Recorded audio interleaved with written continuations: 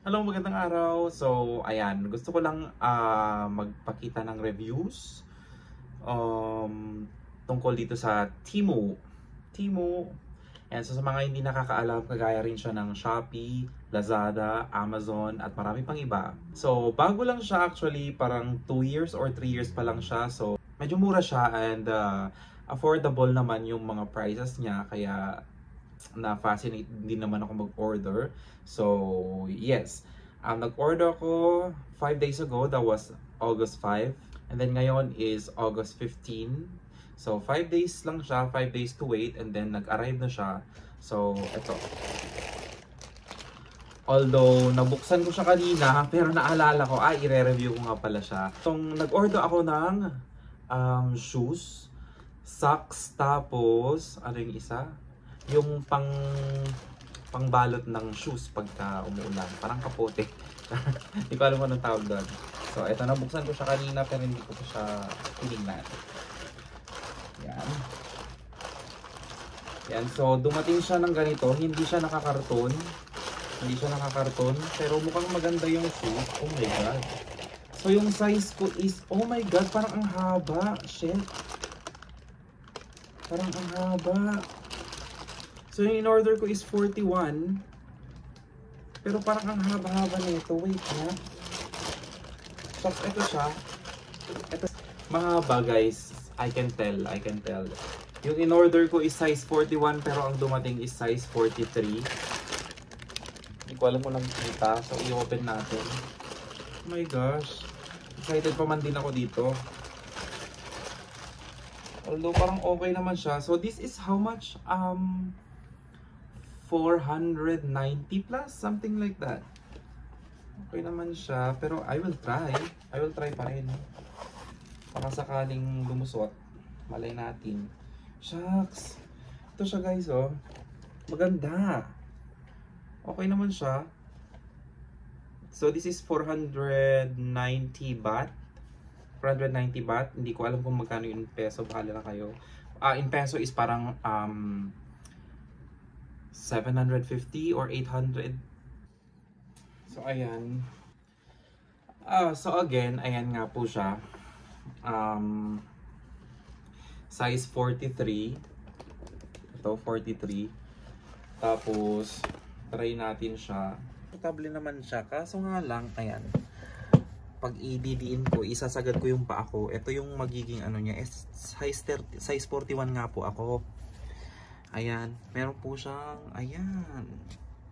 Pero pagka medyo makapalang medyas, magpapanggap tayo, ganyan lang siya. Pero pag ilalakad, okay naman. Okay lang naman siya. So ito siya.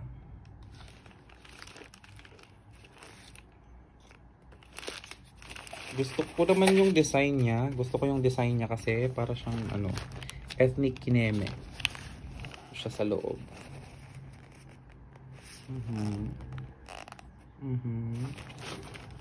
Lagyan siya sa loob. Ayan. Ganyan siya.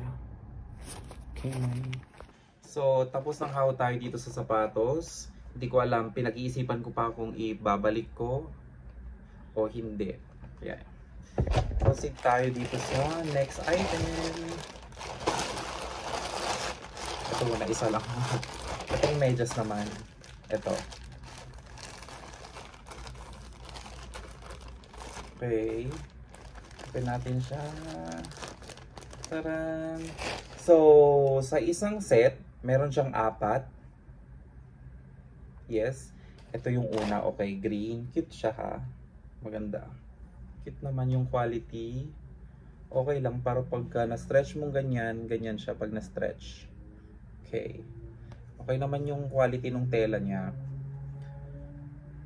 Yan. Okay siya. And then, next is this one. Okay, next pair, this one. Okay naman din siya. Ngayon lang, pag na-stretch siya, talagang ano yung design niya na black. Yan din sa white. Okay. So, ganyan siya. Pero cute, maganda. Ang cute-cute. Cute talaga. Third, ito naman. Ganun din, pag na-stretch. Ganun talaga, di ba? Stretchable nga eh. Okay, next. So, ito na yung final na ano. Tara. So, yeah. Let me show you. Ito siya. Para kapag ka umuulan, balutin lang yung sapatos para hindi mabasa. Manipis lang siya, manipis. Manipis siya guys. So, ito ay parang 32 baht lang siya. 32 baht in peso is like 45 pesos. 45 pesos, yes. 45 pesos or 50. Ito naman yung apat na pairs na socks is 80, 80. So parang sa peso ay 140. Parang ganun, 140 pesos. Apat na pares na siya na cute. Sana wala akong maging kapares dito sa Thailand. Char. So, yun. So, yun lang. So, ayan, to sum up, dito sa shoes, okay siya, pero yung sizing lang talaga. Yung sizing, hindi ko alam. Pero okay na rin. Okay, so sa socks, goods naman siya, 5 star. Dito sa, since mura siya, deserve naman yung presyo. Okay lang. Pero siguro yung mga mas mahal doon, mas okay din yung quality. Pero ito, sakto lang din sa presyo niya. Kaya, okay. So, yun lang. Thank you so much for watching. Kapon Kap.